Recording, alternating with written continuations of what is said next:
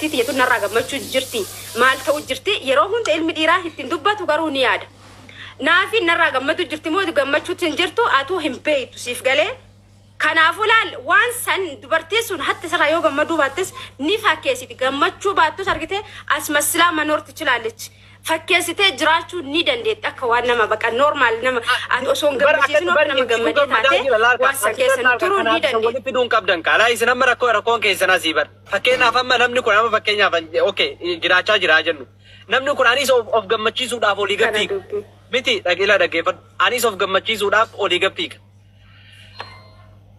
Atillee haga takkasiis gammachiisuudhaaf anama lubbu gaafa si fuudhee irraa ka'ee lubbuu nama lamaa jiraachisa beektaami isii rabbiinuu jechuudha laayida dhaggeeffadhu kaa dhaggeeffadhu. Dubartii ittiin mari'attee silaa namni ittiin mari'atee fuudheen jiru eenyuun haa ta'u rabbiin ittiin mari'adhaa fuudhaan jennu siif hin ayyamtu akka ittiin mari'atteetis garuu ni beeksifta ni dhageessifta malee wanni ittiin abbaan feete ittiin mari'atanii kasii ayyamu jiru shamarrummaan feete haga feete hosi jaalatu. Duubaa fuutee akka fuutee dhageessee hanga feetee haatee sanbuuta numa teessi garuu jechuudha. Rabbiin waan irraa itti dhageeffadhu. Fuutetumaan ittiin galtaa sun achumatti erguma galee itti himama. Sun rakkoo miti ila tokko qaamatti. Usme yaannu muyitiin agodi. Waa barreessuun danda'u. Okay, ammoo laal usme amma fakkeenya isin haafuunu jira keenya. Wallahi dubbiin laal rabbiin isinit dallan wallahi. Waan rabbiin halaala isinii godhe haraama ofirratti hin godhina. Waan rabbiin haraama godhe halaala ifi hin godhina. Wallahi rabbii waliin dhabina. Ni jibbuun akkuma jirutti ta'e akkana keetti dabartanii rabbii waliin dhabina. Daangaa rabbiin dabrina warri shamarranii. Wallahi. Fakkeenya amma yeroo ammaa kana nyaanni aynata hedduun dhufeera. Duloo fiti jira. Zarraa fit jira. Hadiisaa miti ati waan rakkinni isin qabdan dhageeffadha rakkinni isin qabdan afarsaa rakkinni isin qabdan maal inni beeytanii isin. Turjumaana beektan haasawaa tokko keessatti haasawni turjumaana qaba. Eegalee haasawni yeroo haasawaa keessatti akkaataa itti faamamu jira. Nukala dhagaika isin turjumaana jala fidatuun bar kalaama suuq jedhama nu kalaama naawwi haasawina bar kalaama naawwi fi kalaama suuqii adda baafadhu baate. Ka isin haasa'artan kalaama suuq. Afarsaa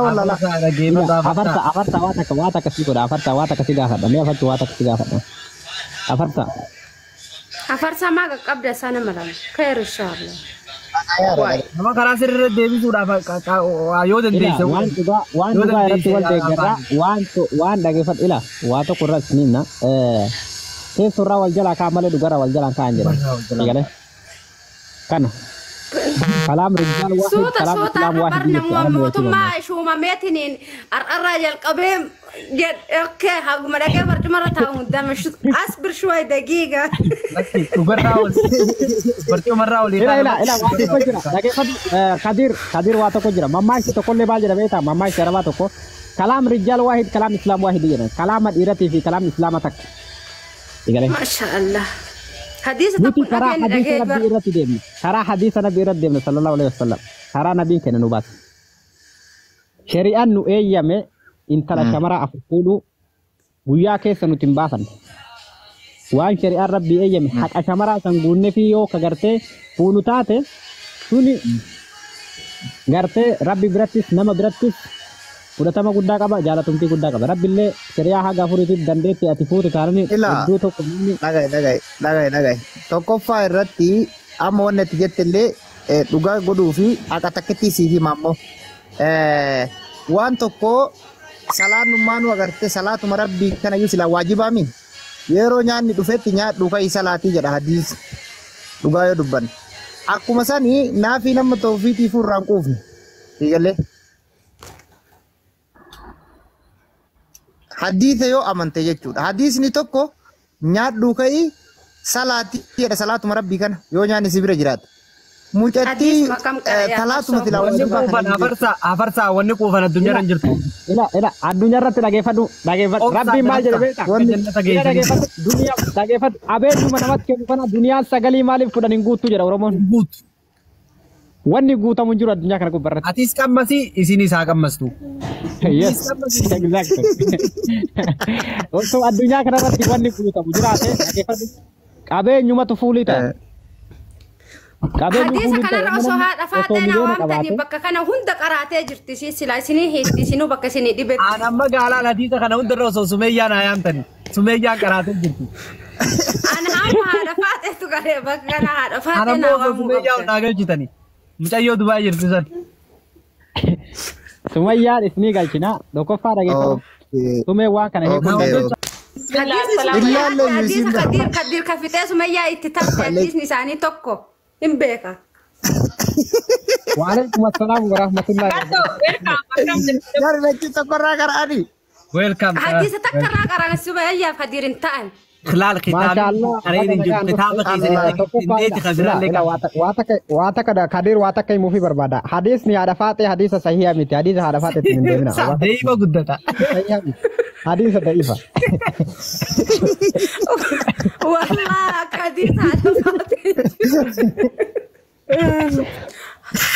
حديث عرفات والله ما شر رقورا بناتاتشو حديث سنة ما شاء الله بريد حسبي كسمتي حديث حديث كراوبر غراكته ديمته رقم كم اي باي صح امن حديث دبت غراكته ديمته دفلال لك الحمد لله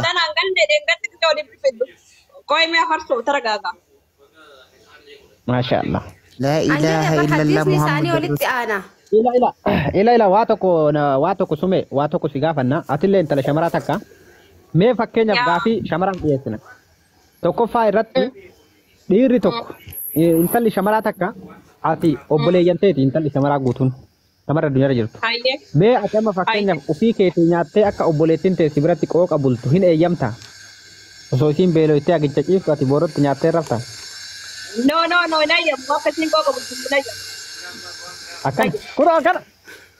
Magan. Sudah. Amma kadiri mor mirabu. Merab nak nak wani kita benta. Merab tak jalan daging pak wadingka kita pulang kapten. Mana santai na wanu madebi malekot adeb saru fakate marab ko karab Allah. Koi. Ini koi Allah bunaso kita wani kali kefatu setan iwana saya jadi tekan bar. No. Nafi ina. Watoko afacha saya hadis saya wajuni nafi rabbi kana mal jere. La in shakartum la azidannakum wa la in kafartum in azabi la shadid rabbi. شديد Akan. Hadis sahih subhanallah. Nutem maka afarsan hadis jere ifidumit. Hati hadis ini duftu. Anda gefada. Durumah rekan hadis saragan kamne kam durumah afarso jeda usmi gefada ani gara full project tuda hawin kiya drenya kiya kana kesta ke jira yani aga jura dunya kana juru ke ya rabbi kiya jarti jawan jarti kadmane na kami jere duai ko thara kala kana me jettu sigate ani sikini ما شاء الله ما شاء الله والله دبرتيك فيه كنا أبو دبرتيك فيه كنا ربي مهابي صدقني كنا كبرت والله يا كدير كين إدو توكو كم تقول دعامة والله namni oguu gammade laal namni oguu isaa baala gammade maal jaa waan juu wallaalaa waan juu wallahi waan أنا ما دوغا دبتشودا إلا كدير إدو توكو كم تقول دعامة مالك شماري دوغا بافت أكتي نكيس جراتشون دوغا ربي دالون نيجا فولدرا كونيلة أكه هنجام hadis nuga bahasa mo hadis hidda kabu mo hidda kam Wallahi wahidan kabun.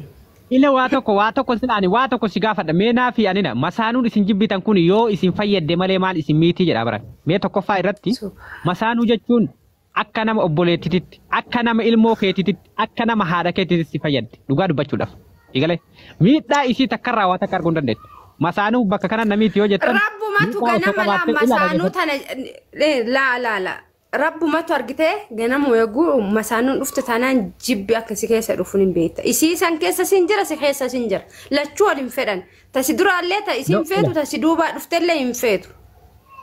Ila naafii kenna wanni jiru tokko la wanni jiru tokko faa Dhagay. Amma naafi qofaa miti naafi kadir usme naafi qofaa miti dhageeffattee yoo jiraatte Haatummaan feetu jannata keessa masaanuun ni jirti jettee intala sheeka gaafatte sanii yoo jannata keessa illee kan masaanuun jiraattu taateen du'u jettee barmu jettiin.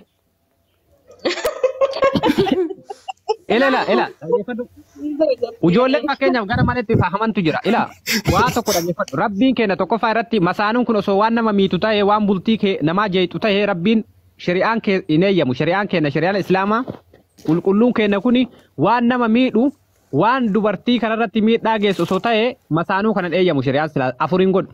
Takkitti maqaa jedhu. Igalee. Hin eeyyamu. Ammas ilaal. Waan gaarii ta'eef ila dhageeffadha.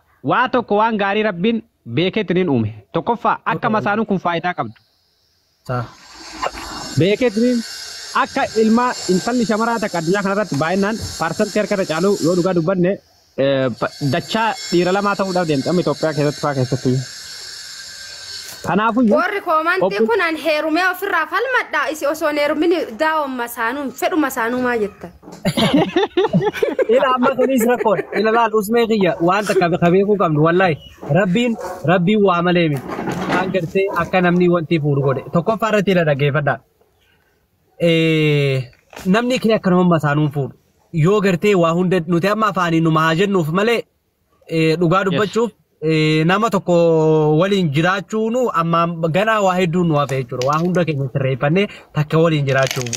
Nu amma afaanumaan haa jedhu garuu ammoo gaafa qabeenyi wanni silaa barbaannu san nu gahetti dubartii ittiin mari'attee silaa namni ittiin mari'atee fuudhee hin jiru. Eenyu nu haa ta'u rabbiin ittiin mari'adhaa fuudhaan jenna. Siif hin ayyamtu akka ittiin mari'atteetis garuu ni beeksifta ni dhageessifta. Malee wanni ittiin abbaan feete ittiin mari'atanii kan si ayyamu jiru shamarrummaan feete haga feete yoo si jaalatte. Duubaa fuutee akka fuutee dhageessee hanga feete haatee sanbuuta numa teessi garuu jechuudha. Rabbiin waan irraa dhageeffadhu. Fuutetumaan ittiin galtaa sun achumatti erguma galee itti himama sun rakkoo miti ila tokko Usme jennu muyti na godhi. Waa barreessuun danda'u. Okay, ammoo laal Usme amma fakkeenya isin haafuunu jira keenya wallahi dubbii laal